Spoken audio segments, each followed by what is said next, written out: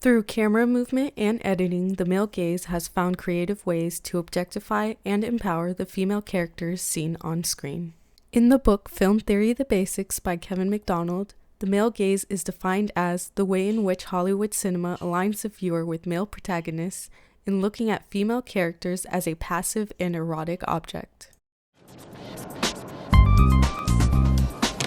Film theorists like Laura Mulvey highlights how the male gaze structures the function of the female as an erotic spectacle in her essay, Visual Pleasure and Narrative Cinema, which stirred up much debate in film studies.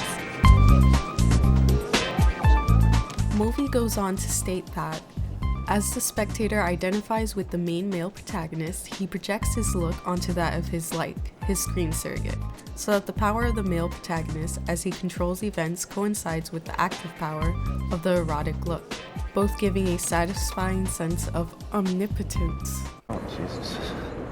Would you take me too? In a spring 2016 journal article, Objectification, Empowerment, and the Male Gaze in the Lanville Corpus by Elizabeth Leet, she expands Mulvey's criticism on the male gaze by stating that Tales of Lanville Corpus obscures the distinction between those who gaze and those who are gazed upon, as fairies use and modify their wealth and beauty to ensure a future with the man she loves. Not only seeing the fairies as objectified by male voyeurs, but also empowered by them.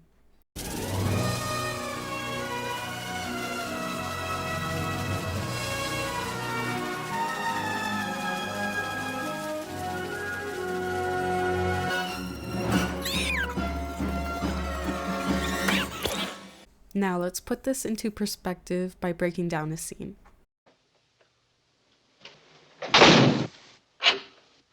Oh, God. Oh, let me out. Don't be nervous. Get away from that I door. want to say something first. Jesus Christ. Benjamin, I want you to know that I'm available to you. And if you won't sleep with me this time... Oh, my Christ. If you won't sleep with me this time, I want you to know that you can call me up anytime you want and we'll make some kind of an arrangement. Oh. Did you understand what I said? Let me out. Benjamin, did you understand what I said? Yes, let me out. I find you very attractive. In this scene, her body is objectively edited, as parts of her body are fragmented by close-ups to direct the spectator's look to that of the protagonist. Though the editing is objectifying the female in this scene, content tells a story of empowerment as she attempts to seduce the male protagonist. That's all you want, you do. Oh, Jesus, that's him.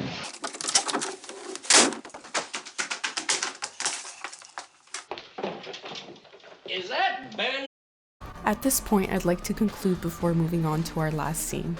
In film, the male gaze is certainly a topic of debate, as we have mostly male directors visualizing how the female counterpart would be portrayed. As Spearing argues in the article, the lady consciously displays herself as a sight, moving slowly and wearing what will reveal enough of her beauty to stimulate the imagination to spy what is unseen.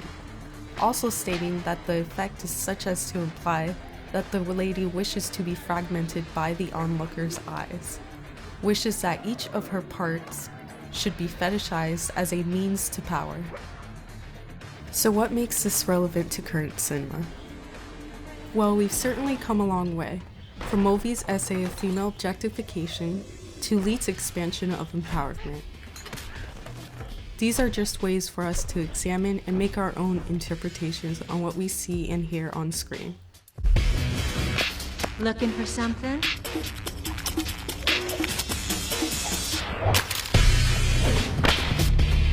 The male gaze may be cinematically enhanced, but it is essentially open to interpretation. Now let's break down another scene, except this time we will deal with camera movement. Oh my damn. What, where? Red. Holy shit, right? That's a dime. That is a dime. Nah, she's hot, but it's not a dime. Yo, I don't even mess with blondes like that, but that right there is a dime. Fuck yeah, it is. I don't know, man. I think there might be some lasagna up in there. I don't think so. Definitely not. She keep her shit tight, you could tell. First, the quick pan to highlight the protagonist's interest.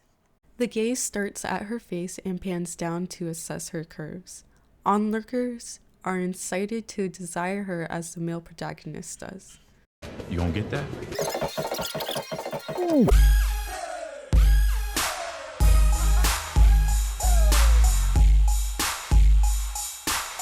this newer film handles the content differently.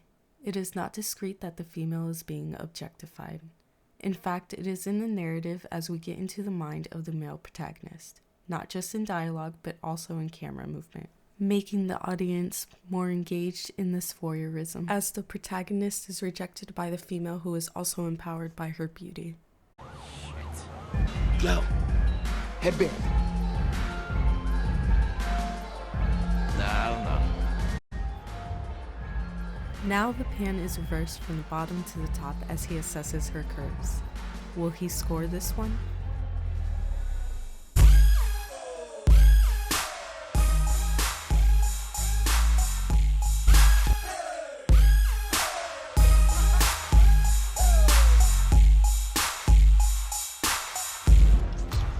What makes you think you could do that? Do what?